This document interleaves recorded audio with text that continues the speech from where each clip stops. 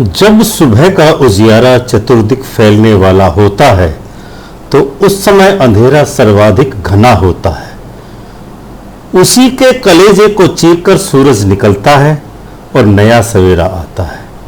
ऐसा ही कुछ आज देखने को मिला जब माननीय सर्वोच्च न्यायालय ने प्रवासी मजदूरों के मामले में स्वतः संज्ञान लेकर आज सुनवाई की और सरकार को आड़े हाथों लिया।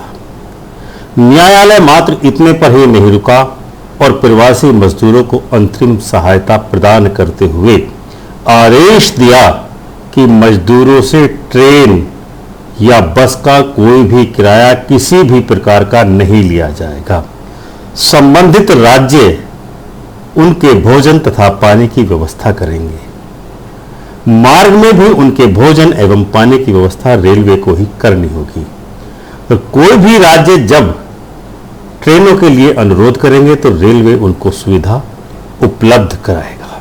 सुप्रीम कोर्ट ने गुरुवार को उन प्रवासी श्रमिकों के मुद्दे पर केंद्र सरकार से कई सवाल किए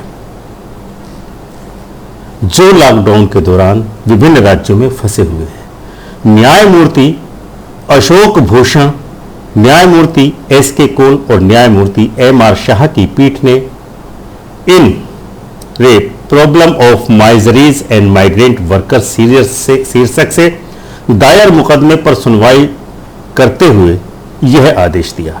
सबसे पहले पीठ ने स्पष्टता के साथ मांग की कि प्रवासियों को उनके मूल राज्य लौटने के लिए ट्रेन यात्रा के किराए को कौन वहन कर रहा है। इस पर सॉलिसिटर जनरल तुषार मेहता ने उत्तर दिया कि या तो वह राज्य जो इनको ले रहा है यानी कि रिसीविंग राज्य वह रेलवे को भुगतान करता है या वह राज्य भुगतान करता है जहां से यात्रा शुरू होती है। कुछ मामलों में रिसीविंग राज्य द्वारा प्रतिपूर्ति की जाती है, कुछ राज्यों में जहां से मजदूर चलते हैं। सॉलिसिटर जनरल ने कहा कि प्रवासियों के रेल किराए की कीमत केंद्रीय स्तर पर केंद्रीकृत नहीं की जा सकती, इसीलिए इस मामले को राज्य सरकारों पर सुलझाने के लिए छोड़ दिया गया है।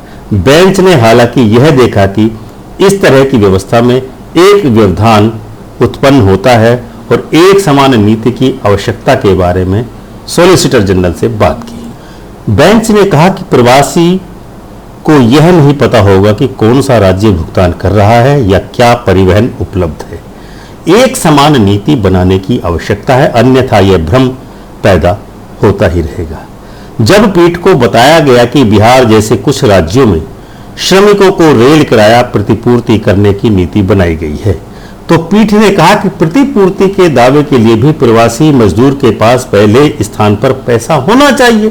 पीठ ने टिप्पणी की कि व्यक्ति वह टिकट खरीद पाएगा, किसी भी प्रवासी से कोई किराया नहीं लिया जाना चाहिए, राज्यों के बीच कुछ व्यवस्था होनी चाहिए। पीठ ने प्रवासियों के परिवहन के लिए आवश्यक अवधि और यात्रा के पंजीकरण के बाद यात्रा के लिए उनकी प्रतीक्षा अवधि के बारे में सॉलिसिटर जनरल से पूछा कि क्या इन लोगों को ले जाया जा रहा है, किसी भी स्तर पर किसी भी पैसे का भुगतान करने के लिए कहा जा रहा है। एफसीआई के पास उपलब्ध खाद्य अधिशेष के साथ क्या उन्हें भोजन दिया जा रहा है जबकि वे वापस परिवहन के लिए इंतजार कर रहे हैं। पीठ ने यह भी पूछा कि प्रवासी जहां जाना चाहते हैं वहां उन्हें भेजने में आपको कितना समय चाहिए। भोजन और बुनियादी आवश्यकताओं को सुनिश्चित करने के लिए निगरानी तंत्र किस प्रकार का बनाया गया है। पीठ ने यह भी कहा कि कोर्ट यह नहीं कह रहा कि केंद्र कुछ नहीं कर रहा है बल्कि कुछ और ज्यादा कदम उठाने की आवश्यकता है। पीठ ने आगे यह भी कहा कि सभी प्रवासियों को अपने राज्य में वापस भेजने के लिए कितने दिनों की और आवश्यकता होगी। कोर्ट के इस सवाल पर सॉलिसिटर जनरल ने कहा कि लगभग 1 करोड़ प्रवासियों को पहले ही स्थानांतरित किया जा चुका है। कई कामगारों ने गतिविधियों को फिर से खोलने के कारण अपने शिफ्ट होने का विकल्प नहीं चुना है। उन्होंने यह भी कहा कि यह अनुमान राज्य बेहतर इस तरीके से लगा सकते हैं। इस पर पीठ ने सवाल किया कि प्रवासियों को हस्तांतरित करने में लगने वाले समय का क्या अनुमान है, क्या व्यवस्था की जा रही है, व्यवस्था क्या है, क्या लोगों को पता है कि उन्हें 5वें दिन, 7वें दिन या 10वें दिन स्थानांतरित कर दिया जाएगा। यदि एक प्रवासी की पहचान की जाती है यात्रा के लिए केवल, तो कुछ निश्चितता अवश्य ही होनी चाहिए कि उसको 1 सप्ताह में या 10 दिनों के भीतर स्थानांतरित कर दिया जाएगा। वह समय क्या है, पीठ ने जानना चाहा तो सॉलिसिटर जनरल ने जवाब दिया कि सटीक जानकारी राज्यों के पास उपलब्ध होनी चाहिए, और यह भी कहा कि राज्य उसी के बारे में रिपोर्ट दर्ज कर सकते हैं।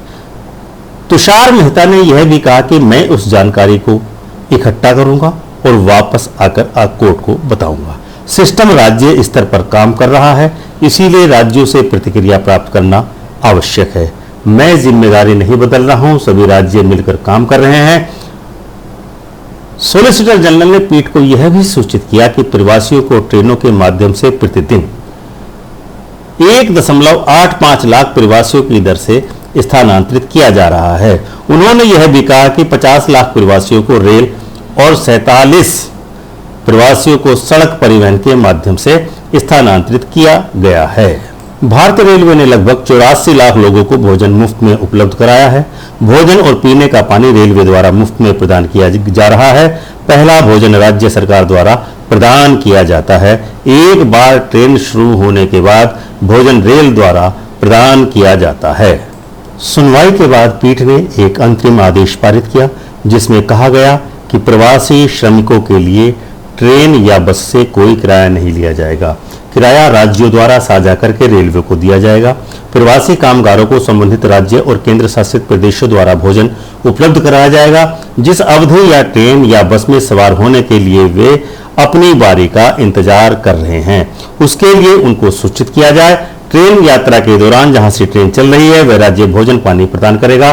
प्रवासी श्रमिकों को भोजन और पानी उपलब्ध कराने के लिए रेलवे बसों में भोजन और पानी भी उपलब्ध कराएगा।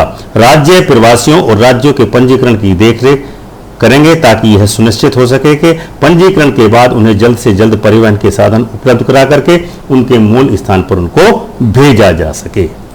पीठ ने केंद्र को प्रतिवेदकों की संख्या, देशीय स्थानों का परिवहन के लिए योजना और पंजीकरण की व्यवस्था और अन्य आवश्यक विवरणों के बारे में रिकॉर्ड की जानकारी उपलब्ध कराने के लिए सॉलिसिटर जनरल को निर्देश दिया।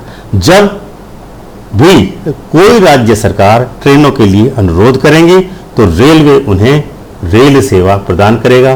बेंच ने आगे यह भी आदेश दिया कि इस मामले पर अब 5 जून को विचार किया जाएगा। देश भर में फंसे प्रवासियों की पीड़ा को ध्यान में रखते हुए माननीय सर्वोच्च न्यायालय ने गुरुवार को महत्वपूर्ण अंतरिम निर्देश पारित किए।